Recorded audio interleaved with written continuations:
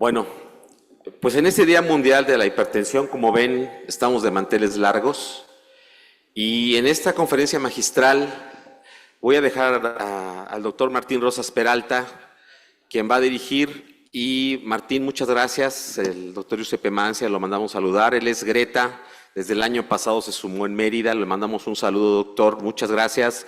Y Martín, pues ahorita tú lo vas a presentar, sin más preámbulo, para que escuchemos al doctor Giuseppe Mancia. Un aplauso al doctor Giuseppe, por favor, que se conecta ahorita desde Italia. Y Martín, adelante.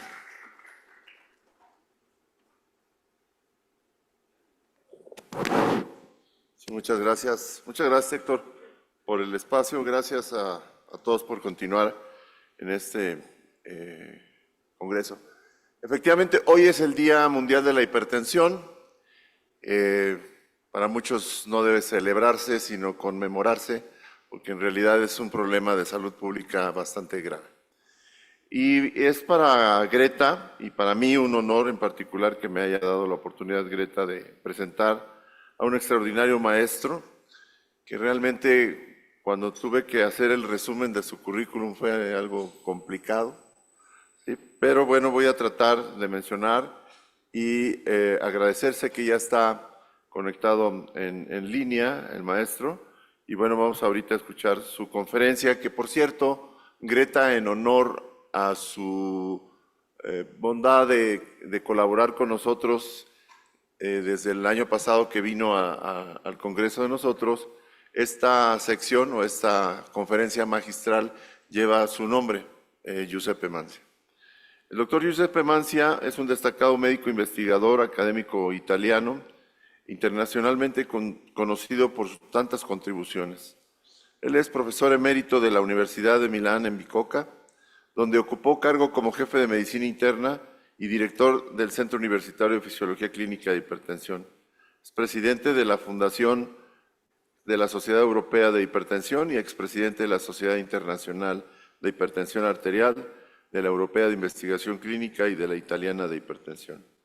Ha dirigido numerosas guías clínicas, siendo el coordinador en jefe de las guías europeas y de hipertensión cuando trabajaban juntas la Sociedad Europea y la de Cardiología, en el manejo de la hipertensión en 2003, 2007, 2009, 2013, 2018 y 2023. Realmente, de verdad que es vasta su capacidad de producción. Aquí en México, cuando vemos a alguien que lleva 500 artículos, decimos, wow, ¿no? Entonces, pues comentarles que el maestro lleva más de 2,600, lleva 5 libros, y pues ha sido condecorado por múltiples premios. Entonces, realmente le han dado el premio del Comendador de la Orden de la República Italiana y doctores honoris causa de múltiples universidades. Insisto, su legado más importante para mí, desde el punto de vista de hipertensión arterial, es su calidad humana. Es un tipo que es sencillo, y realmente muchas veces la grandeza de un hombre se mide en su grado de sencillez más que en sus publicaciones. Entonces, sin más, vamos a conectar al doctor Giuseppe Mancia. Dr. Giuseppe Mancia, welcome to our meeting. It is a really honor for us that you are virtually in contact again with Greta. This is the Giuseppe Mancia lecture, and it's an honor of you. You will be seen in live online by YouTube in all Mexico and Latin America. Thank you again. We appreciate your time, and thank you very much for your effort to share your knowledge with us. So, go ahead, Dr. Giuseppe Mancia. We are going to put attention to your presentation. Thank you very much. Thank you. Thank you very much, Dr. Rosas, for your kind words. It's a pleasure and an honor for me to give this lecture on my name. And thank you and the other distinguished colleagues and friends for inviting me to give this lecture.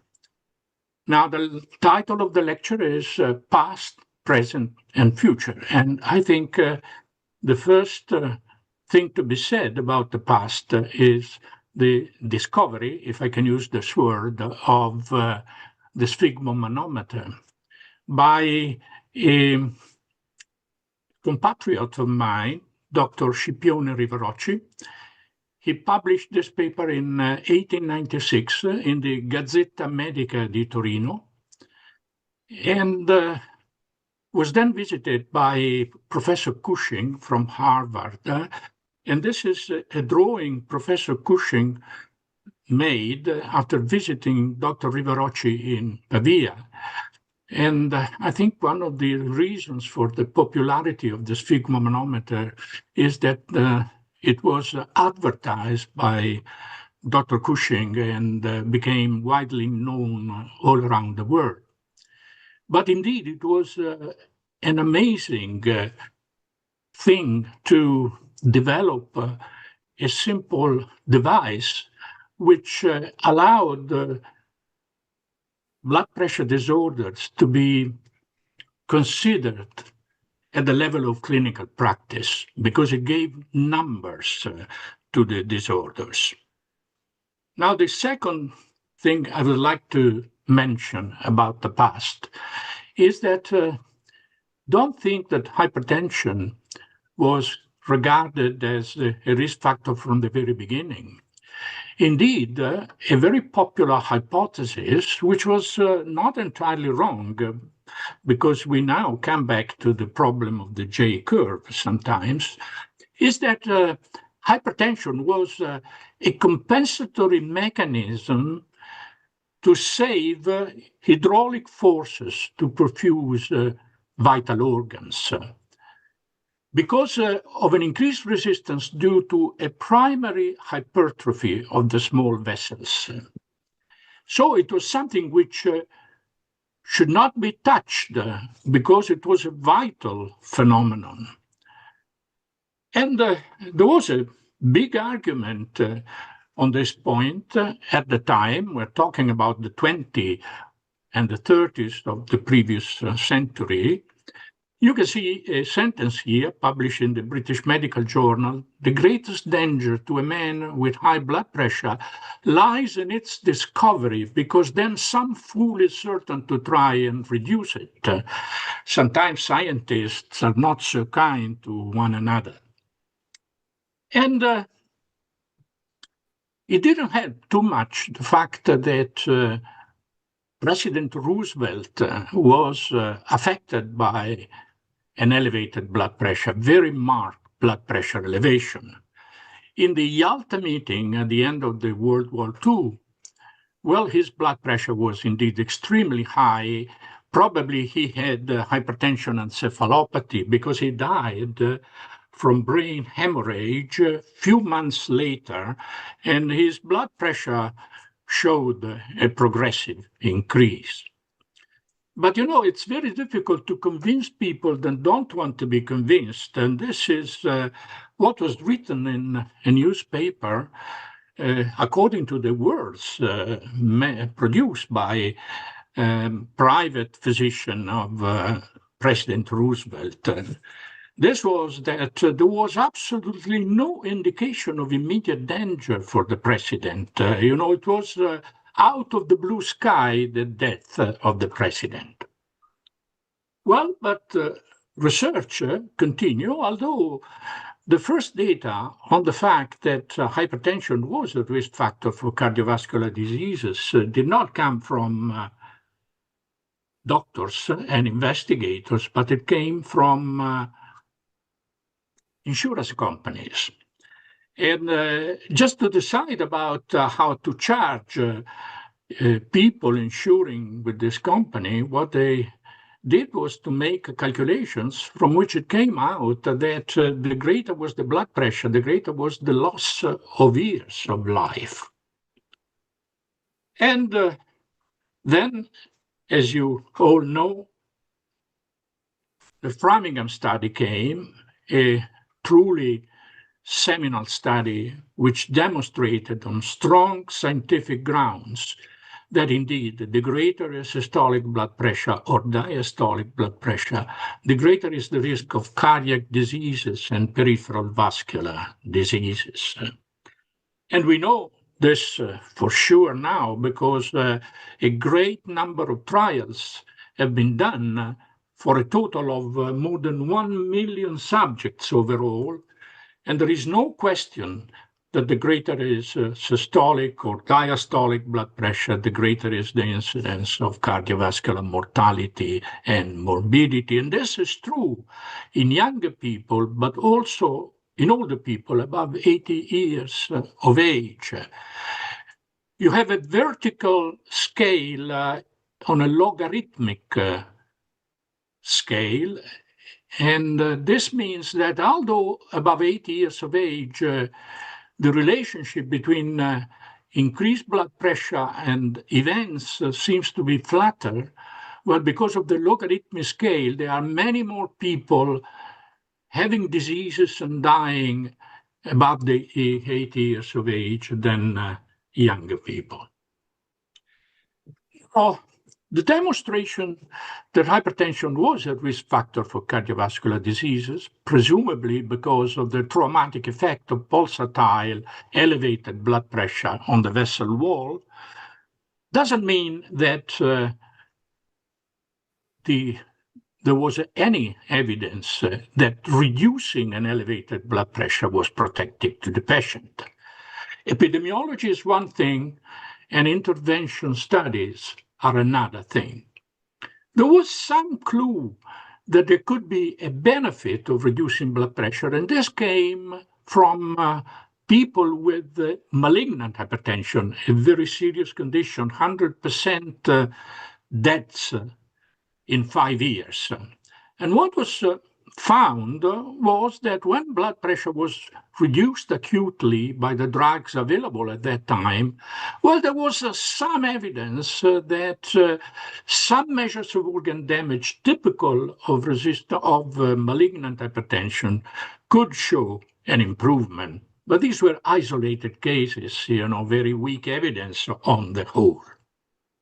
But it was impossible to do chronic studies because of the unavailability of treatment strategies that could be supported by the patients for a number of years. The Kempner diet was the way treatment of hypertension was adopted to reduce blood pressure in patients with a very severe blood pressure elevation. And here you have a sentence by Sir George Pickering, criticizing this diet because indeed it was probably not something very pleasant to use or adopt. But first, what was available at that time? And the drugs were drugs with very serious side effects.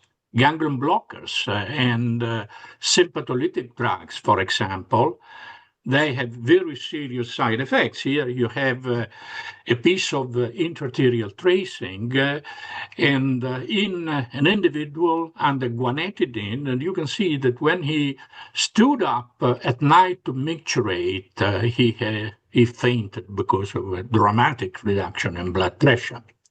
And here you have the effect, the pressure response to isometric exercise. This time in my laboratory many, many years ago, we were used to have intraarterial ambulatory blood pressure monitoring. And the drug which was used was trimetophan, which at the time was suggested as a possible drug to use in hypertension emergencies. And please notice that the same individual had a pressure response to isometric exercise before trimetophan, which was dramatically changed into a serious hypertension after administration of trimetophan, which was given parenterally. Then at the end of the 50s, more or less, diuretics were synthesized and central agents were synthesized and later on beta blockers. And this changed the situation because these were drugs that could be given chronically to patients. And the very famous trial was organized. It was the Veteran Administration's trial in the United States. Not too many patients. There were a few hundred patients, but they were seriously ill people with a very high risk of cardiovascular disease. And this was a controlled trial design. And in the control group, there was a very high incidence of cardiovascular events. 55% of the people recruited had an event over 5 years. And this was dramatically reduced by lowering blood pressure with the drugs which were available at that time, that is, central agents mainly and diuretics, with perhaps also some beta blockers. This was followed by a number of trials addressing not severe hypertension only, but also mild hypertension, extending trials to elderly population. And the data confirmed the initial data and extended the benefit of antihypertensive treatment to a large number of conditions, so all characterized by a blood pressure elevation. So at the beginning of the 90s, a meta-analysis was done on available trials, and this clearly showed that there was a major benefit in reducing blood pressure, not too big reduction, 10 millimeter of mercury reduction on systolic blood pressure, which was accompanied by reduction of coronary event, major reduction in stroke, and very clear reduction in vascular death. I think I can close the chapter of the past arbitrarily with this slide and move to what was the addition of knowledge in what we can consider the contemporary time, more or less from the beginning of the 90s to the present time. Well, I think that there has been an amazing increase in knowledge because of many trials and meta-analysis, which, as you can see, included 400,000 patients, even more. This is a very recent meta-analysis, and it includes patients with hypertension and versus placebo. This was the design. And please notice that reduction in blood pressure was associated with invariably a reduction of all hypertension-related cardiovascular events, including, however, all-cause death and cardiovascular death, including heart failure, including coronary disease and stroke, and overall cardiovascular disease. And what this meta-analysis tells us is that more or less the benefit involves people in primary prevention as well as people in secondary prevention, that is, those already having an event in which the goal, as you know, is to prevent a second or a third event. And the number of patients we have allows us to have a rather convincing evidence that these benefits of antihypertensive treatment include both sexes and all major ethnicities, that is, Caucasian patients, but also Asian patients and also Black patients, major ethnicities. And the major and important additional finding is that this benefit of hypertension does not overlap with the benefit of lowering cholesterol, of the benefit of controlling diabetes. It's additional to these benefits. And this, of course, is enormously important from the point of view of quantifying the benefit of cardiovascular prevention. There is one other thing which current research has documented, and this is that the hypertension-related complications extend, for example, to a condition such as dementia. Now, this is an epidemiological studies which showed already several years ago that dementia is preceded by an increase in blood pressure. And this is true both for vascular dementia and for Alzheimer's disease, presumably because Alzheimer's disease has a vascular component as well. And then evidence has been obtained that reducing blood pressure can have a preventive effect also on dementia and Alzheimer's dementia. I could have shown a meta-analysis, but you will forgive me if I show a slide which is taken from the Lombardy database. There is in the area where I live, we have access to a database of more than 10 million people, the entire population of the region, and we can calculate adherence to treatment. What this slide shows is this: the greater is adherence to treatment, antihypertensive treatment, the lower is the risk of dementia, and this includes Alzheimer's disease. This is not the first observation in this area, but is an observation which includes 14,000 patients with dementia. So we are in the area of the so-called big data. There are many other progresses which have been made at the present time. For example, the demonstration that isolated systolic hypertension benefits of blood pressure reduction like systodiastolic hypertension. Systolic hypertension has a different pathophysiology compared to systodiastolic hypertension. The major mechanism accounting for the elevation is an increased large artery stiffness. And there have been placebo-controlled trials dedicated to isolated systolic hypertension. And you can see that reducing systolic blood pressure is indeed accompanied by a very clear reduction in hypertension-related cardiovascular events. Then, exploration of how big is the benefit in old people. Many trials have shown unquestionably that in people above 65 years of age, reducing blood pressure is beneficial. Indeed, most of the evidence we have comes from relatively old people, because the old people produce events, and so trials do not need too many patients, which is the case, unfortunately, in younger people. But this is the only study we have, a placebo-controlled study, Harvard, very famous, in which what was done was to specifically look at patients above 80 years of age versus placebo. And you can see that reducing blood pressure from an initial very high value, as a matter of fact, 173 millimeter mercury, to about 144 millimeter mercury in the intervention group compared to 160 in the placebo group, was associated with a clear reduction in stroke, a major reduction in heart failure. Reducing an elevated blood pressure is protective against heart failure. Heart failure and stroke are the major outcomes as far as protection by antihypertensive treatment is concerned. And even all-cause mortality was reduced by treatment in these very old patients.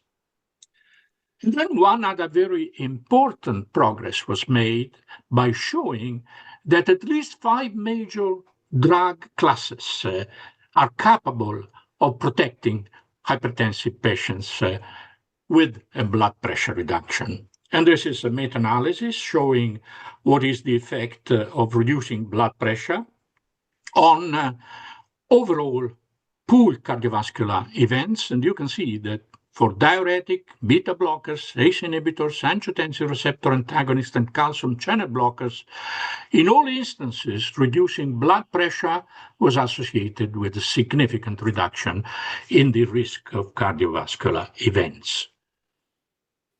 One important finding which cannot be omitted is what happens when drugs are compared to one another. This is one of the many available meta-analysis. It shows what happens when one drug class is compared with other in patients below 65 years of age and above 65 years of age. And you can see that for quite a similar blood pressure reduction. There was no difference, no significant difference in the incidence of cardiovascular and risk of cardiovascular events. Now, this reflects a very important information and concept. And this is that reduction in blood pressure per se is most likely the major factor protecting hypertensive patients when blood pressure is reduced. The differences between drugs in this meta-analysis, but also in other more recent meta-analysis, are either zero or very, very modest. The most important factor really explaining the protective effect of antihypertensive treatment is reducing blood pressure. And this is an important message for the practitioners. That is, it's not so important which drug you use. The most important goal to achieve is blood pressure control. Then, of course, there have been many other discoveries. And some of them come from the use of ambulatory or home blood pressure, which has been another new aspect attributable to modern medicine, contemporary medicine, or research in hypertension. That is, that there are different phenotypes, different hypertensive phenotypes, and two of them, one are masked hypertension and white coat hypertension. I'm sure you are familiar with these definitions. Masked hypertension is a condition in which blood pressure is normal when measured by the physician, while being elevated on an ambulatory basis or at home. And on the contrary, white coat hypertension, individuals have an elevated blood pressure when visited by the doctor, but do have a normal blood pressure by ambulatory blood pressure monitoring on home blood pressure measurements. Please notice that despite some confusion at the beginning on these phenotypes, these two conditions are not clinically innocent. In the PAMELA study, which is an epidemiological study we're running since more than 30 years, and the place where we recruit patients is a town in the outskirts of Milan, well, each individual of the population sample had an echocardiogram and measurements of blood pressure at the office on an ambulatory 24-hour basis and at home. And you have here evidence that masked hypertension and white coat hypertension, they do have a prevalence of left ventricular hypertrophy, echographic left ventricular hypertrophy, which is definitely greater than that of normotensive, truly normotensive individual, 14% or 15% versus 4%, although being less than those of true hypertension, that is, an elevation in blood pressure, both when measured by the physician and when assessed by ambulatory or home blood pressure monitoring. But the risk of these patients is less than that of true hypertension. When we follow these patients for many, many years, this time not on intra-arterial ambulatory blood pressure monitoring, but by automatic and non-invasive monitoring, as you can see, the number of events in individuals with white coat hypertension and masked hypertension was definitely greater than the number of events in normotensive patients, but less than that of truly hypertensive patients. But of course, it's important to identify these phenotypes because the risk of these individuals is less than the risk we can see in hypertension. And then another phenotype, very well known now because of an amazing amount of research, is the nocturnal phenotypes. And there is evidence from a number of studies that nocturnal reduction in blood pressure, the physiological reduction in blood pressure at night, well, is characterized by less risk than people who do not show a similar reduction of nocturnal blood pressure, or even people in whom blood pressure increases at night. And so nighttime blood pressure seems to be prognostically more important than daytime blood pressure. And finally, I would like to mention a concept which has been entirely developed, or almost entirely developed in recent decades, and this is that blood pressure does not only consist of mean values, but we do have to address the problem of blood pressure variability, which is a very pronounced phenomenon. This is the original paper describing blood pressure variability. It was done in Oxford, published at the end of the 60s, and it was done in the investigators who published the study. 5 people with the intra-arterial ambulatory blood pressure monitoring and the 24-hour ambulatory blood pressure recording. And you can see, the magnitude of the blood pressure changes over the day and night. Nighttime blood pressure reduction, but also daytime blood pressure peaks during a painful stimulus, for example, or also during sexual intercourse. Now, the quality of the recording was not perfect. And few years later, in the second part of the 70s, what we did was to modify the intra-arterial ambulatory blood pressure recording, had good quality recordings, and then used the intra-arterial ambulatory blood pressure monitoring in quite a large number of patients. And you can see here what happens during the 24 hours. These are mean values for each half hour of the 24 hours recording. And this is the value of blood pressure variability for the same half hours, calculated at the standard deviation of the mean. And please notice that the lower is the blood pressure, the lower is blood pressure variability. So variability goes pari passu with blood pressure mean. And this is true also between patients, not within patients. Normotensive patients have less variability than hypertensive patients. And the more severe is hypertension, the greater is blood pressure variability. Now, these were pioneer studies, and these were followed over the 80 years decade by a number of studies showing, for example, that no matter which treatment was used, reducing blood pressure reduced blood pressure variability, and many other observations also about mechanisms of blood pressure variability. For example, the fact that in each individual, variability is a sort of a balance between a number of active factors increasing variability and baroreflexes which moderate blood pressure variability. And there was evidence by intra-arterial blood pressure monitoring and a number of other procedures for almost each of these factors.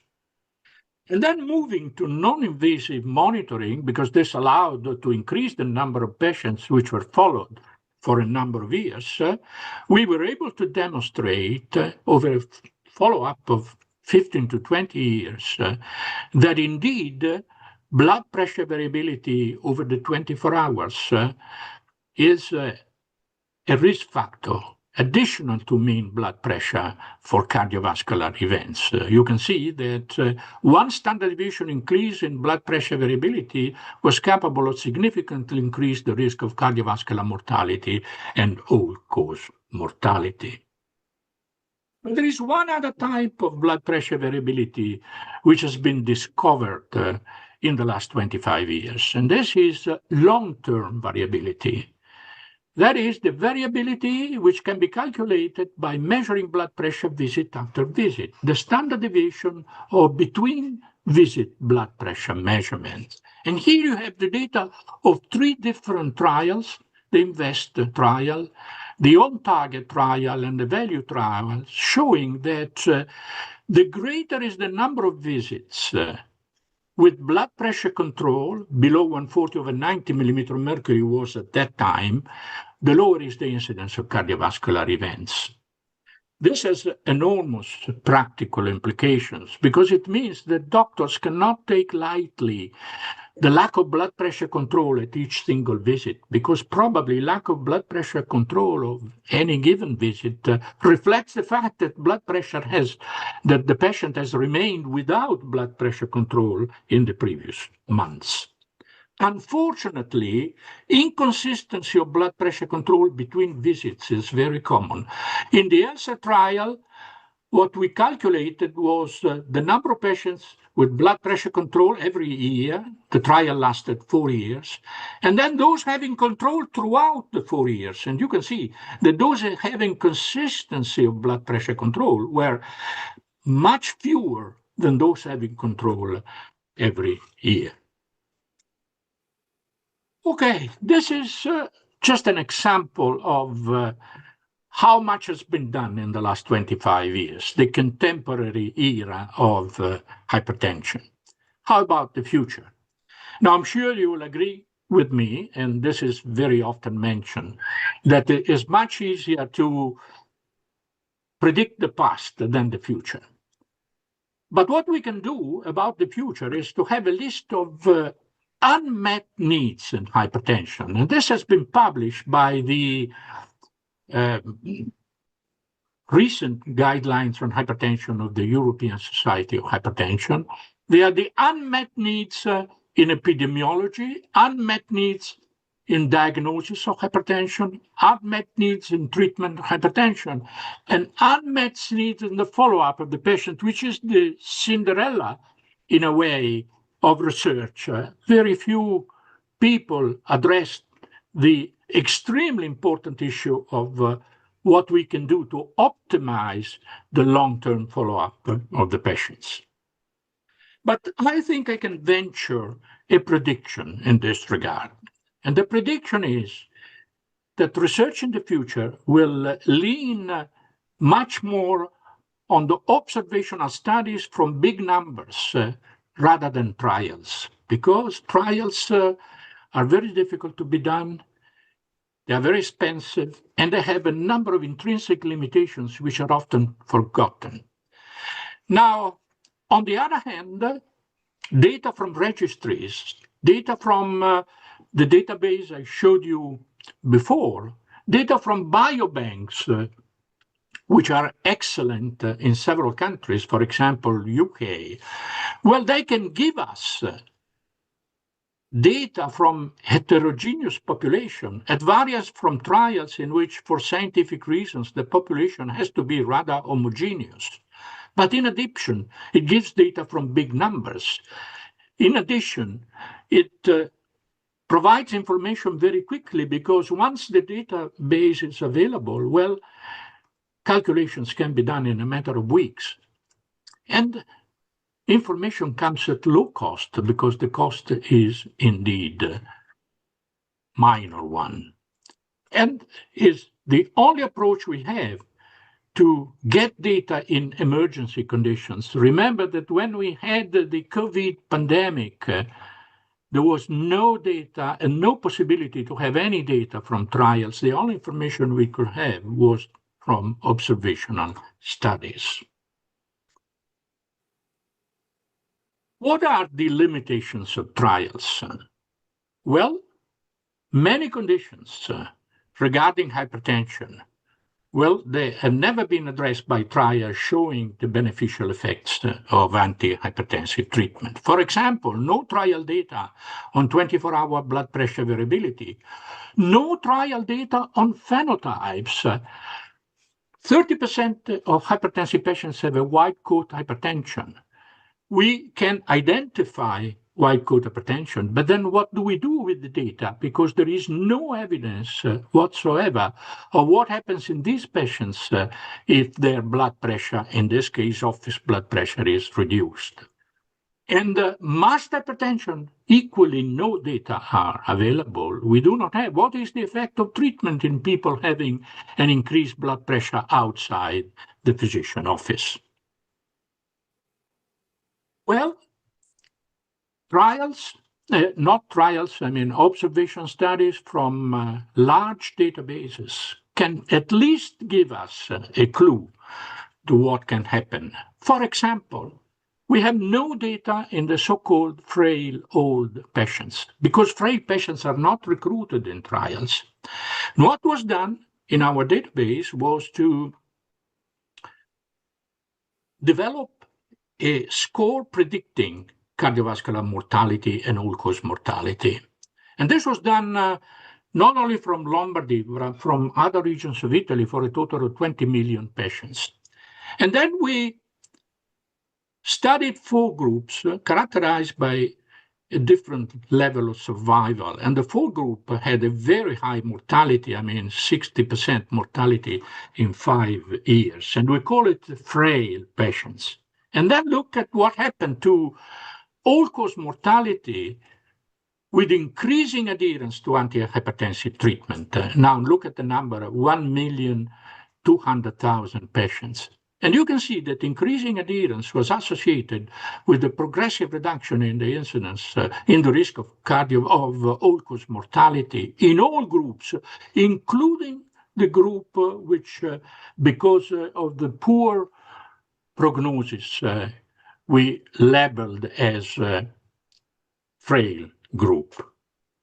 So at least we know that antihypertensive treatment can be protective also in people with a very poor prognosis. It's never too late to be protected by antihypertensive patients. Of course, these data do not tell us about threshold for treatment or target for treatment because these data are not really included in the database. But, for example, observational studies, and specifically the Lombardy database, can lead us to look at what is the effect of antihypertensive treatment in extreme conditions, which are not addressed and cannot be addressed by trial. For example, this is another study in which we look at what happened with an increased adherence in people aged 70 to 84 years or above 85 years of age. No data whatsoever from trials in this age range. Average age was 90 years. And here the evidence is again that antihypertensive treatment can have a protective effect. And I would like to show, although it's not yet published, the opposite condition. I don't know how many of you know or realize that trials are not available in the young fraction of the population, those age less than 40 years. And the reason is that in this younger population, no events are available. And so trials cannot be done. I mean, they should be done in an enormous number of patients, which is unfeasible. And this is, again, looking at what happens with adherence in this case, good adherence, 80% compared to lower adherence. In individuals age less than 40 years, there were 40,000 patients in Lombardy, against those age 40 to 55 years in which some evidence is available. And I would like you to notice that good adherence in younger people was capable of reducing cardiovascular hospitalization, again suggesting that even in younger people, blood pressure lowering treatment is beneficial. Now, but perhaps the most important progress which we need is to improve blood pressure control, which, as you know, is differently poor in different countries, but overall is indeed still poor.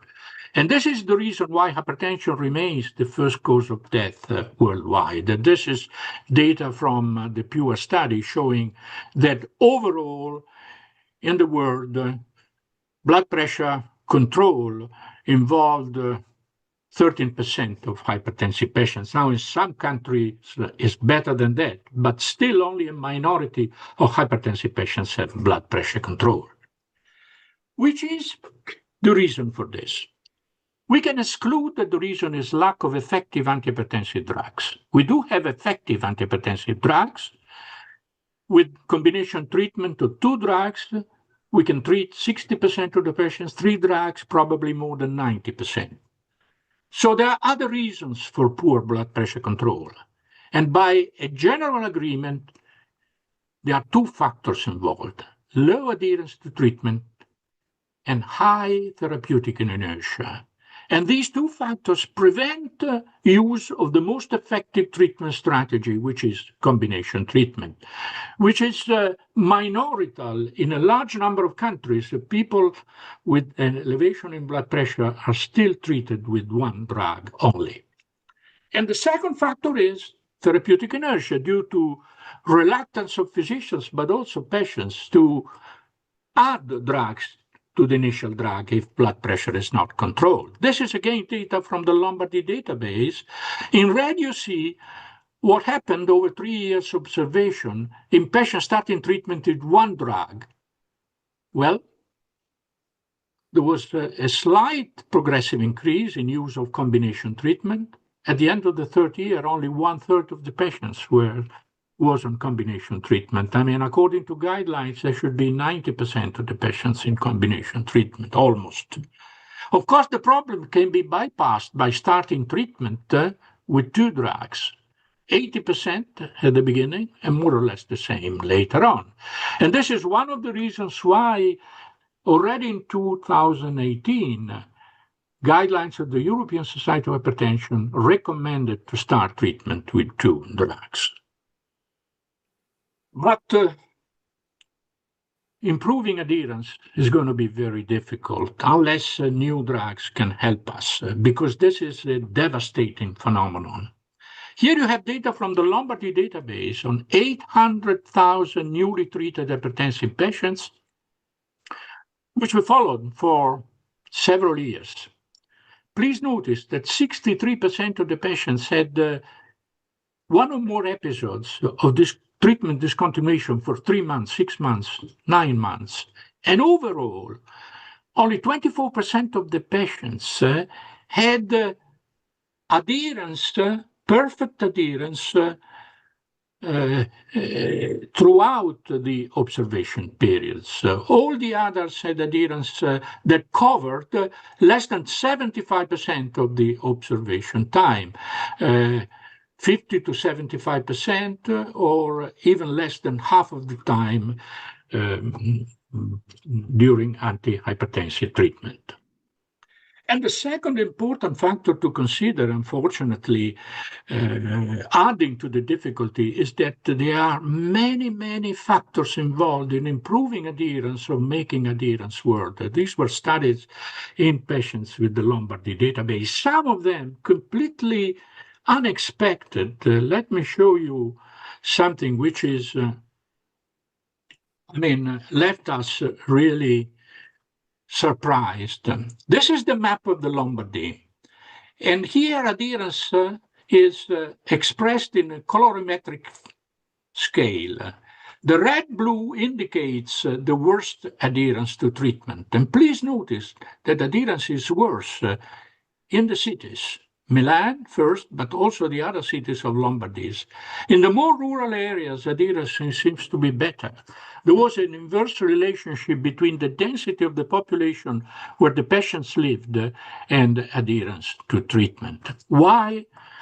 I do not know. I cannot I can speculate that perhaps the doctor-patient relationship is better and transportation problems are not as bad as in big cities and so forth. But this tells you how difficult it is to deal with problems such as adherence.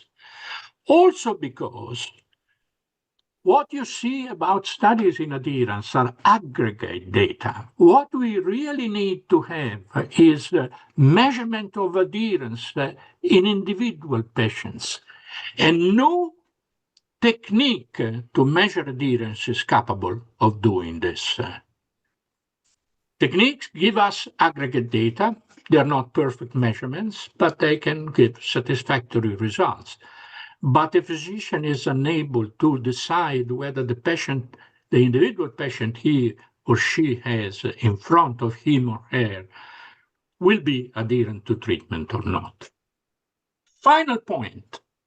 A third thing I can say about the future is reduction of residual risk. What is residual risk?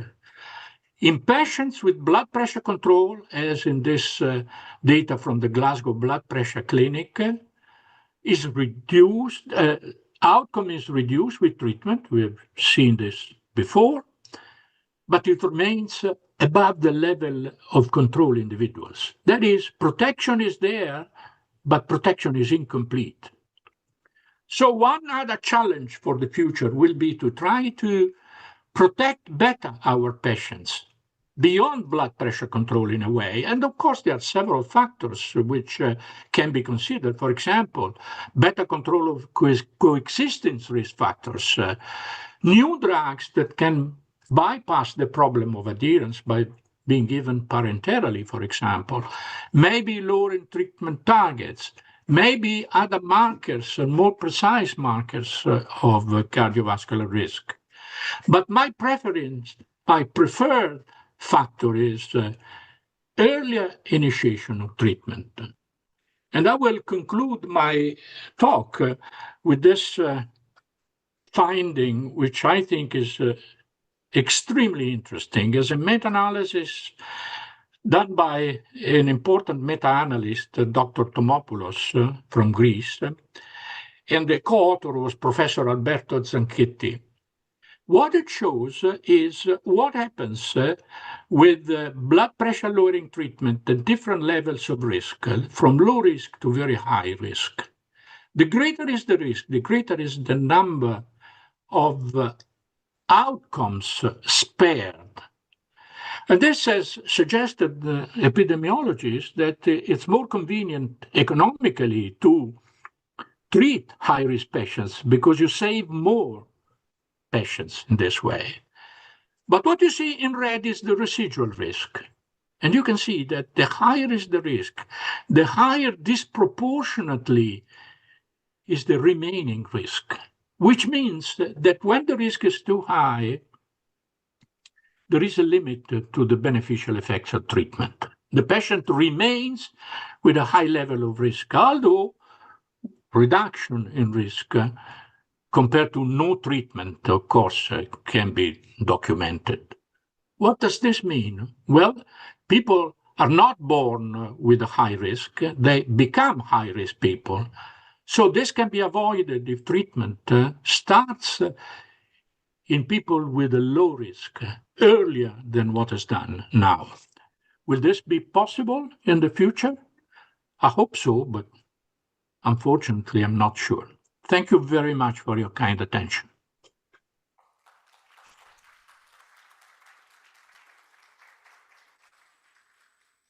Well, thank you very much, Dr.